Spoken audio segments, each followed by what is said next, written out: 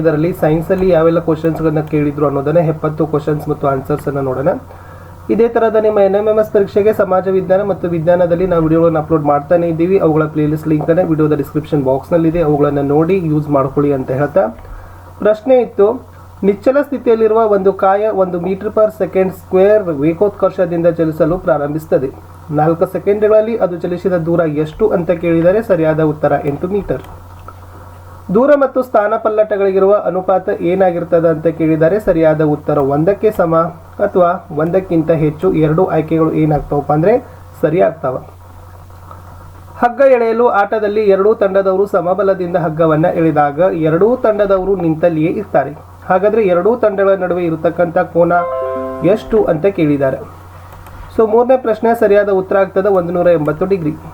4 ಬಸ್ಸಿನಲ್ಲಿ ಚಲಿಸ್ತಾ ಇರುವಾಗ ತಕ್ಷಣ ಬ್ರೇಕ್ ಹಾಕಿದರೆ ನೀವು ಮುಂದಕ್ಕೆ ಬಾಗ್ತೀರಿ. ಇದು ಯಾವುದಕ್ಕೆ ಉದಾಹರಣೆ ಆಗಿದೆ ಅಂತ ಕೇಳಿದರೆ ಸರಿಯಾದ ಉತ್ತರ ಜಡತ್ವ. ಪ್ರಶ್ನೆ 5, ಒಂದು ಕಾಯದ ರಾಶಿ 1 kg ಆಗಿದ್ದು ಅದನ್ನು 1 ಮೀಟರ್ ಪರ್ ಸೆಕೆಂಡ್ ಸ್ಕ್ವೇರ್ ಅಷ್ಟು ವೇಗೋತ್ಕರ್ಷಗೊಳಿಸಲು ಅದಕ್ಕೆ ಕೊಡಬೇಕಾದ ಬಲ ಎಷ್ಟು ಅಂತ ಕೇಳಿದರೆ ನಿಜವಾದ ಗುಣಲಬ್ಧ ಕೇಳಿದರೆ 6ನೇ ಪ್ರಶ್ನೆಯ ಸರಿಯಾದ ಉತ್ತರ ಬರ್ತದೆ ಸಂವೇಗ.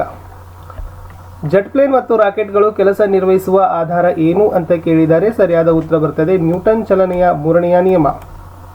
ಪ್ರಶ್ನೆ 8, ಇವುಗಳಲ್ಲಿ ಯಾವುದು ಹೆಚ್ಚು ಜಡತ್ವವನ್ನು ಹೊಂದಿದೆ ಅಂತ ಕೇಳಿದರೆ ಸರಿಯಾದ ಉತ್ತರ ಬಸ್. ಒಬ್ಬ ಮನುಷ್ಯ 50 kg ಅಕ್ಕಿ ಚೀಲವನ್ನು ತನ್ನ ತಲೆಯ ಮೇಲೆ ಹೊತ್ತುಕೊಂಡು ನಿಂತಿದ್ದಾನೆ. ಹಾಗಾದರೆ ಅವನಿಂದ ಆದ ಕೆಲಸ ಕೇಳಿದರೆ 9ನೇ ಪ್ರಶ್ನೆಯ ಸರಿಯಾದ ಉತ್ತರ 0. 10, ಜವವನ್ನು ದ್ವಿಗುಣಗೊಳಿಸಿದರೆ ಚಲನಶಕ್ತಿಯು ಹೆಚ್ಚಳವಾಗುತ್ತದೆ. 10ನೇ ಪ್ರಶ್ನೆಯ ಸರಿಯಾದ ಉತ್ತರ 4ರಷ್ಟು. ಚಲನಶಕ್ತಿಯ ಗಣಿತೀಯ ರೂಪ ಕೇಳಿದರೆ 11ನೇ ಪ್ರಶ್ನೆಯ ಸರಿಯಾದ ಉತ್ತರ ½ mv², 1/2 mv² ಅಂತಲೂ ಕೂಡ ಹೇಳ್ತೀವಿ. ಶಕ್ತಿ ಸಂರಕ್ಷಣಾ ನಿಯಮ ಏನು ಹೇಳ್ತದ ಅಂತ ಕೇಳಿದ್ರು. ಸರಿಯಾದ ಉತ್ತರ ಬರ್ತದೆ ಶಕ್ತಿಯನ್ನು ಸೃಷ್ಟಿಸಲು ಮತ್ತು ನಾಶಪಡಿಸಲು ಸಾಧ್ಯವಿಲ್ಲ ಅಂತಕ್ಕಂಥದ್ದು ಶಕ್ತಿ ಸಂರಕ್ಷಣಾ ನಿಯಮದಲ್ಲಿ ಬರ್ತದೆ. ನಿರ್ದಿಷ್ಟವಾಗಿ 2 ನ್ಯೂಟ್ರಾನ್ಗಳನ್ನು ಹೊಂದಿರುವ ಪರಮಾಣು ಯಾವುದು ಅಂತ ಕೇಳಿದರೆ ಸರಿಯಾದ ಉತ್ತರ ಟ್ರಿಟಿಯಂ. ಜಲಜನಕದ ಸಮಸ್ಥಾನಿ ಡ್ಯೂಟೇರಿಯಂನ ಪರಮಾಣು ದ್ರವ್ಯರಾಶಿ 2, ಆಮ್ಲಜನಕದ ಪರಮಾಣು ದ್ರವ್ಯರಾಶಿ 16. 2 ಗ್ರಾಂನಷ್ಟು ಭಾರಜಲ ಹೊಂದಿರುವ ಒಟ್ಟು ಭಾರಜಲದ ಅಣುಗಳ ಸಂಖ್ಯೆ ಕೇಳಿದರೆ 14ನೇ ಪ್ರಶ್ನೆಯ ಸರಿಯಾದ ಉತ್ತರ ಆಗ್ತದ 2, 6.023 × 1022. ಈ ಕೆಳಗಂಡ ಯಾವ ರಾಸಾಯನಿಕ ಸಮೀಕರಣ ವಿಭಜನೆ ಕ್ರಿಯೆಯನ್ನು ಸೂಚಿಸುತ್ತದೆ ಅಂತ ಕೇಳಿದ್ರು. ಸರಿಯಾದ ಉತ್ತರ CaCO3, it gives to CaO + CO2. 16, ಗಂಧಕದ ಡೈಆಕ್ಸೈಡನ್ನು ಪ್ರಯೋಗಾಲಯದಲ್ಲಿ ಯಾವ ಪ್ರಕ್ರಿಯೆಯಿಂದ ತಯಾರಿಕೆಯನ್ನು ಮಾಡ್ತಾರೆ? ಸರಿಯಾದ ಉತ್ತರ Cu ಮತ್ತು H2SO4ದಿಂದ. ಇಲ್ಲಿ ಎಸ್ ಸಂಯುಕ್ತ ಇದೆ, ಅದಕ್ಕೆ ಸಂಬಂಧಪಟ್ಟಂತೆ ಸೂತ್ರಗಳಿದ್ದಾವೆ, ಅವುಗಳನ್ನು ಹೊಂದಿಸಿ ಬರೀಬೇಕಾಗಿತ್ತು. ಸರಿಯಾದ ಉತ್ತರ first one is the right answer. ಅಂದರೆ ಅಡುಗೆ ಸೋಡಾದು NaHCO3 ಆಗ್ತದೆ, ಬ್ಲೀಚಿಂಗ್ ಪೌಡರ್ದು CaOCl2, ಅಡಿಗೆ ಉಪ್ಪದಾಗ್ತದೆ NaCl, ಕಾಸ್ಟಿಕ್ ಸೋಡಾದಾಗ್ತದೆ NaOH. 18, ಗಂಧಕದ ಡೈಆಕ್ಸೈಡನ್ನು ನೀರಿನೊಂದಿಗೆ ವರ್ತಿಸಿದಾಗ ಡ್ಯಾಶ್ ಅನ್ನು ಕೊಡ್ತದೆ ಅಂತ ಕೇಳಿದರೆ ಸರಿಯಾದ ಉತ್ತರ H2SO3. 6.023 × 1024ನಷ್ಟು ಆಮ್ಲಜನಕದ ಅಣುಗಳು ಆದರ್ಶ ತಾಪ ಮತ್ತು ಒತ್ತಡದಲ್ಲಿ ಆಕ್ರಮಿಸುವ ಗಾತ್ರ ಎಷ್ಟಿರ್ತದೆ ಅಂತ ಕೇಳಿದರೆ ಸರಿಯಾದ ಉತ್ತರ 224 ಲೀಟರ್. ಒಂದು ಮೂಲ ವಸ್ತುವಿನ ಪರಮಾಣುಗಳು ಬೇರೆ ಬೇರೆ ಸಂಖ್ಯೆಯ ನ್ಯೂಟ್ರಾನ್ಗಳನ್ನು ಹೊಂದಿರ್ತದೆ. ಅದನ್ನು ಏನಂತ ಕೇಳ್ತಾರೆ ಅಂತ ಕೇಳಿದರೆ 20ನೇ ಪ್ರಶ್ನೆಯ ಸರಿಯಾದ ಉತ್ತರ ಬರ್ತದೆ ಸಮಸ್ಥಾನಿಗಳು ಅಂತಕ್ಕಂಥದ್ದು ಸರಿಯಾಗಿರ್ತಕ್ಕಂಥ ಉತ್ತರ ಆಗ್ತದೆ. ಒಂದು ಪರಮಾಣು ರಾಶಿಯ ತೂಕ ಅಥವಾ ಮೌಲ್ಯ ಎಷ್ಟು ಅಂತ ಕೇಳಿದ್ರು. 21ನೇ ಪ್ರಶ್ನೆಯ ಸರಿಯಾದ ಉತ್ತರ ಆಗ್ತದೆ ಆಯ್ಕೆ 3, 1.66 × 10⁻24 G ಅಂತಕ್ಕಂಥದ್ದು ರೈಟ್ ಆನ್ಸರ್.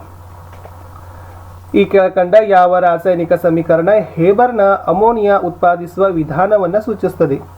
22ನೆಯ ಸರಿಯಾದ ಉತ್ತರ ಆಗ್ತದೆ Na2 + 3H2, it gives to NaH3. ಈ ಕೆಳಕಂಡ ರಾಸಾಯನಿಕ ಸಮೀಕರಣದಲ್ಲಿ X KClO3, it gives to Y KClO3 + ZO2 ಅಂತ ಕೊಟ್ಟಿದ್ರು. ಇದು ಪ್ರಶ್ನೆನೇ ಏನಾಗಿದೆಪ್ಪ ಅಂತಂದರೆ ತಪ್ಪಾಗಿರ್ತಕ್ಕಂಥದ್ದು.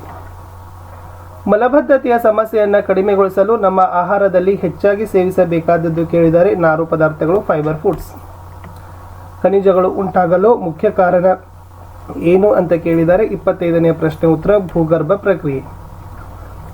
ಡಾರ್ವಿನ್ ಸಿದ್ಧಾಂತ ಇದನ್ನು ಗುರುತಿಸಲಿಕ್ಕೆ ವಿಫಲವಾಯಿತು ಅಂತ ಕೇಳಿದ್ದಾರೆ. 26ನೇ ಪ್ರಶ್ನೆಯ ಉತ್ತರ 3 ಅರ್ಹ ಜೀವಿಯ ಉಳಿಯುವ ಹೊರತು ಅರ್ಹ ಜೀವಿಯ ಆಗಮನವಲ್ಲ. ಎಸ್, ಜೀವಿ ಸಾಮ್ರಾಜ್ಯ ಮತ್ತು ಅವುಗಳಿಗೆ ಸರಿಯಾದ ಹೊಂದಾಣಿಕೆ ಜೀವಿ ಇತ್ತು. 27ರಲ್ಲಿ ಸರಿಯಾದ ಉತ್ತರ ಆಗ್ತದ ಮೂರನೇದ್ದು.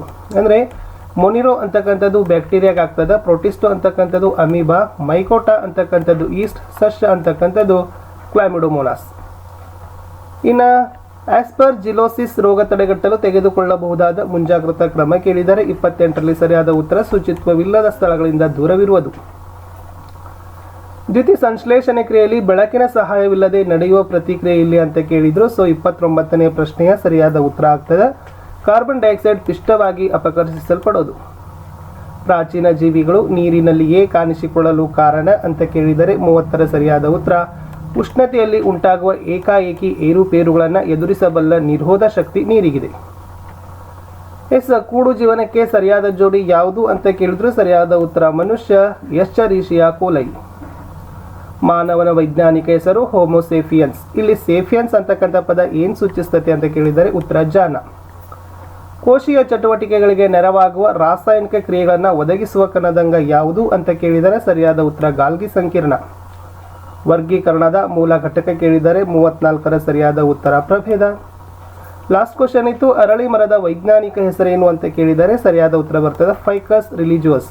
ಇಷ್ಟು 2014ರಲ್ಲಿ ಕೇಳಿರ್ತಕ್ಕಂಥ NMMS ಪರೀಕ್ಷೆ ವಿಜ್ಞಾನದಲ್ಲಿನ ಪ್ರಶ್ನೆ ಮತ್ತು ಉತ್ತರ ಆಗಿತ್ತು. 2015ರಲ್ಲಿ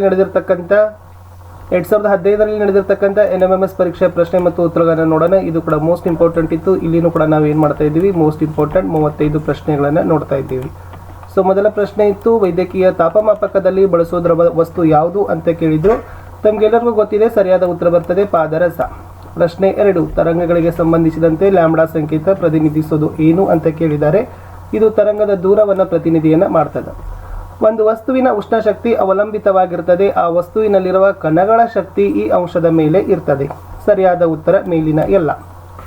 10 ಮೀಟರ್ ಪರ್ ಸೆಕೆಂಡ್ ಏಕರೂಪ ವೇಗದಲ್ಲಿ ಒಂದು ವಸ್ತು 20 ಸೆಕೆಂಡ್ಗಳವರೆಗೆ ಚಲಿಸಿದರೆ ಆ 20 ಸೆಕೆಂಡ್ಗಳ ಅವಧಿಯಲ್ಲಿ ವಸ್ತುವಿನ ವೇಗೋತ್ಕರ್ಷ ಎಷ್ಟಾಗಿರ್ತದೆ ಅಂತ ಕೇಳಿದರೆ ಸರಿಯಾದ ಉತ್ತರ 0.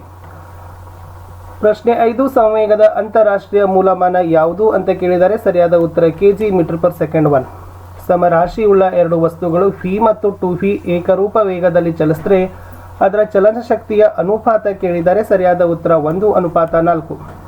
ಸೌರ ಕುಲುಮೆಗಳಲ್ಲಿ ಬಳಸೋ ದರ್ಪಣ ಯಾವುದು ಅಂತ ಕೇಳಿದರೆ ಸರಿಯಾದ ಉತ್ತರ ನಿಮ್ನ ದರ್ಪಣ. ಒಂದು ನೀರು ತುಂಬಿರುವ ತೊಟ್ಟಿಯ ತಳಭಾಗವು ಮೇಲೆ ಬಂದಂತೆ ಕಾಣಲು ಕಾರಣ ಏನು ಅಂತ ಕೇಳಿದ್ರು ಸರಿಯಾದ ಉತ್ತರ ವಕ್ರೀಭವನ. ಶಬ್ದವು ಈ ವೇಗದಲ್ಲಿ ಪ್ರಸಾರವಾಗೋದಿಲ್ಲ ಅಂತ ಕೇಳಿದ್ರು ಸರಿಯಾದ ಉತ್ತರ ಬರ್ತದೆ ನಿರ್ವಾತ. 2 kg ದ್ರವ್ಯರಾಶಿ ಇರುವ ವಸ್ತುವನ್ನು 10 ಮೀಟರ್ ಎತ್ತರದಲ್ಲಿಟ್ಟಾಗ ಆ ವಸ್ತುವಿನ ಪ್ರಚ್ಛನ್ನ ಶಕ್ತಿ ಎಷ್ಟು ಅಂತ ಕೇಳಿದರೆ ಸರಿಯಾದ ಉತ್ತರ 200 ಜೂಲ್. ಈ ಕೆಳಗಿನ ವಸ್ತುಗಳಲ್ಲಿ ಅತಿ ಹೆಚ್ಚು ಸಾಂದ್ರತೆಯನ್ನು ಹೊಂದಿರುವ ವಸ್ತು ಯಾವುದು ಅಂತ ಕೇಳಿದರೆ ಸರಿಯಾದ ಉತ್ತರ ಪಾದರಸ. ಒಂದು ವಸ್ತು 14 ಮೀಟರ್ ತ್ರಿಜ್ಯದ ವೃತ್ತಾಕಾರದ ಪಥದಲ್ಲಿ ಒಂದು ಪೂರ್ಣ ಸುತ್ತು ಚಲಿಸಿದರೆ ಅದರ ಸ್ಥಾನ ಪಲ್ಲಟ ಕೇಳಿದ್ರು ಸರಿಯಾದ ಉತ್ತರ 0 ಮೀಟರ್. ರಾಸಾಯನಿಕ ಬದಲಾವಣೆಗೆ ಉದಾಹರಣೆ ಕೇಳಿದರೆ ಸರಿಯಾದ ಉತ್ತರ ಕಬ್ಬಿಣದ ತುಕ್ಕು ಹಿಡಿಯುವುದು. ಸರಿದೂಗಿಸಿರುವ ರಾಸಾಯನಿಕ ಸಮೀಕರಣ ಯಾವುದು ಅಂತ ಕೇಳಿದ್ರು 2Al + 3Cl2 it gives to 2AlCl3. ಗಂಧಕದ ಪುಡಿಯನ್ನು ಒಂದು ಚಮಚದಲ್ಲಿ ತೆಗೆದುಕೊಂಡು ಗಾಳಿಯಲ್ಲಿ ಉರಿಸಿದಾಗ ಬರುವ ಜ್ವಾಲೆಯ ಬಣ್ಣ ಕೇಳಿದರೆ 15ನೆಯ ಪ್ರಶ್ನೆಯ ಉತ್ತರ ತಿಳಿ ನೀಲಿ.